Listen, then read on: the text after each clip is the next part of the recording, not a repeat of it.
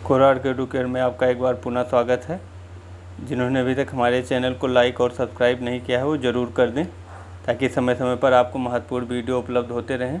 अब इधर हमारा प्रयास है, हमारी टीम लगी हुई है जो कुछ विभिन्न परीक्षाएं आयोजित की जा रही है उनकी टेस्ट सीरीज चलाने के लिए। तो जैसे ही हमारी टीम द्वारा कार्य पूरा हो जाता है हम आपको तो पुनः सूचित करेंगे। तो आज हम परिवहन का जो तीसरा चैप्टर है वो है जल परिवहन के विषय में पढ़ेंगे। ये पहले जान लीजिए, जो अभी तक आपने परिवहन पढ़ा उसमें जल परिवहन सबसे सस्ता और सबसे सुलभ मार्ग है। यह ऐसा मार्ग है जो सभी दिशाओं को जाने के लिए उपलब्ध है। तो इसमें हम सबसे बड़े बड़े मार्गों के विषय में पढ़ेंगे। तो सबसे पहले पढ़ेंगे उत्तर अटलांटिक समुद्री मार्ग। यह मार्ग औद्योगिक दृष्टि से अगर देखा जाए तो विश्व के विकसित दो क्षेत्रों को मिलाता है। वो दो क्षेत्र क्या हैं? उत्तर पूर्व में संयुक्त राष्ट्र अमेरिका को, पश्चिम में यूरोप से मिलाता है।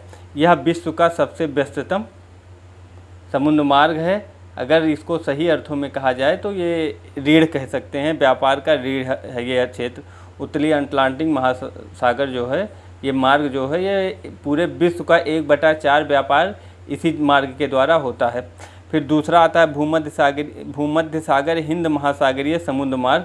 ये भी बहुत ही महत्वपूर्ण है। अगर इसको देखा जाए तो प्राचीन काल के जितने नगर थे वो किसी न किसी रूप में इस महासागर समुद्र मार्ग से जुड़े हुए थे।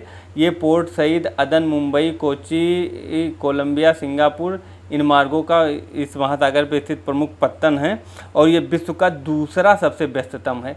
अगर पूछा जाए विश्व का सबसे व्यस्ततम तो वो आपका है उत्तरी अटलांटिक समुद्री मार्ग, और दूसरा जो है वो भूमध्य सागर हिंद महासागरीय समुद्री मार्ग।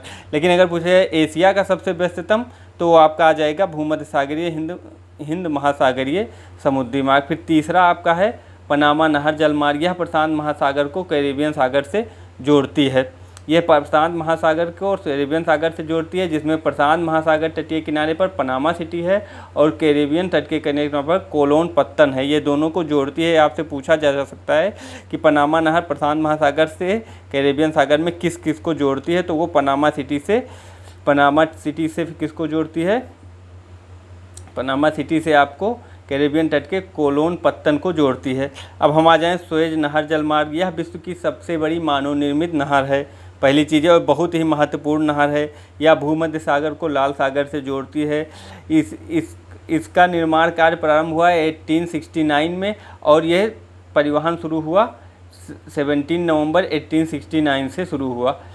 इसमें जो मुख्य विशेषता है आप ये जान लीजिए कि यह विश्व के सबसे बड़ी मानव निर्मित नहर है और इसकी लंबाई जब परिवहन शुरू हुआ था तो 164 किलोमीटर थी, लेकिन वर्तमान समय में इसके जो बाईपास और छोर हैं उसको मिला लिया जाए तो 193 किलोमीटर है। इस पे अलग से एक वीडियो बनाएंगे, उसमें आपको पूरा मानचित्रों के साथ सुएज नहर को बताया जाएगा। यहाँ इतना ही परिचय है।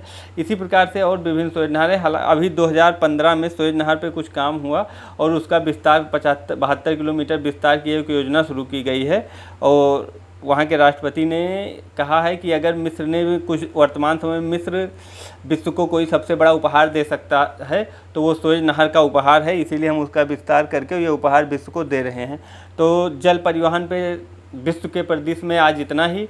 जब हम और एशिया या यूरोप के पढ़ेंगे तो वहाँ भी जल परिवहन का बताते चलेंगे।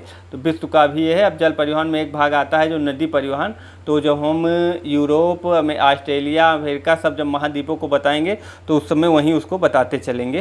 तो आज का वीडियो इतना ही। एक बार पुनः है कि अगर अभी तक चैनल को आपने लाइक और सब्सक्राइब नहीं किया तो ज़रूर कर लीजिए।